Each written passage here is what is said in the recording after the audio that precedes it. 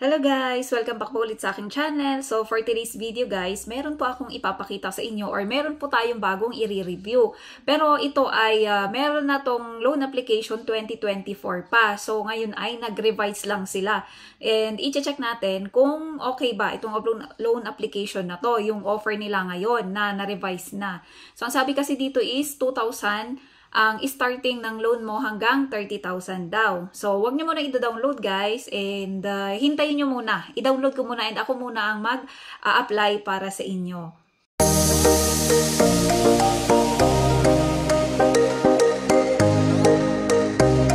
Dinownload ko na nga itong TechCash guys para ma-review na natin. Kagaya nga ng ibang apps ay agree at continue lang tayo dito. 30,000 nga daw ang pwedeng mahiram dito at 0.11% per day at 3 hanggang 12 months ang bayaran. So mag-enter pa din tayo dito ng number natin and hintayin natin yung code na isi-send sa atin. Gagawa nga din pala tayo dito ng password. So after natin mag-register ay mag-fill up tayo ng mga basic information. Lahat po ng nakalagay dito na mga information ay kailangan nating sagutan para makapag-proceed tayo sa loan.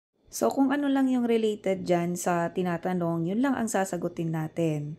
Dito naman sa ID type guys ay pwede ang PhilHealth at TIN kung yun lang ang meron sa inyo.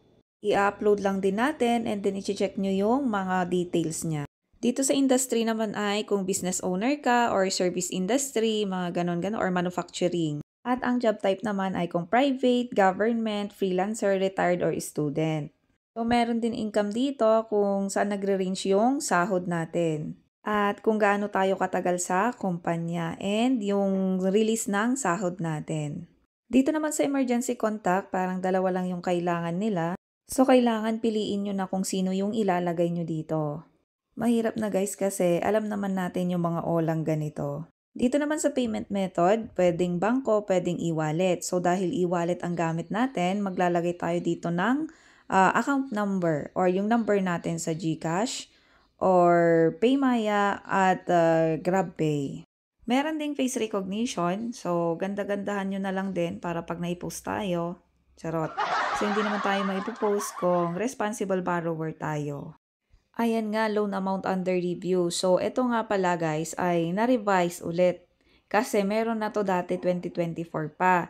So, blue pa ang kulay nito at pabago-bago nga lang yung offer nila dito. So, dati kasi 30K, tapos naging 3K, at tapos naging 2K. So, baka ngayon ay nagbago na kasi kaka-revise lang ngayong May. So, ganito kasi siya dati. Yung disbursal amount ng 3,000 na makukuha nyo ay 1,860 lang. Kasi meron siyang processing fee na 950, interest daw niya na 19 pesos at risk-free service na 171. Pero ang babayaran nyo ay 3,000 kasi nga naibawas na siya doon sa makukuha natin. At 7 days nga lang ito guys. So, 'di ba nagbago sila. Dati blue yung kulay nila, ngayon green na. Ayan nga guys, loan application failed. Pero yung unang application ko dito ay nag-grant naman ako kasi ibang number yung gamit ko, yung ginagamit ko sa mga contact references. Pero yung ginagamit kong number ngayon ay ito kasi yung ginagamit kong nagre-review. At yun nga hindi ko binabayaran yung interest niya. So siguro kaya hindi na ako pinapaloan ng mga loan application na ganito kasi iisa lang yung mga ganito. Buti na lang meron silang account cancellation. So, i-confirm logout lang natin. Tapos, ilalagay natin dito yung password natin. Tapos, magla-logout successful na daw siya. So, sana hindi na sila magte-text kasi ang dami-daming nag-o-offer dun sa number ko na mga loan application. Pero pag in-applyan mo ay iisa lang pala sila. Or same lang, pare-parehas lang or mga old application lang na nag-renew lang ng kanilang mga application.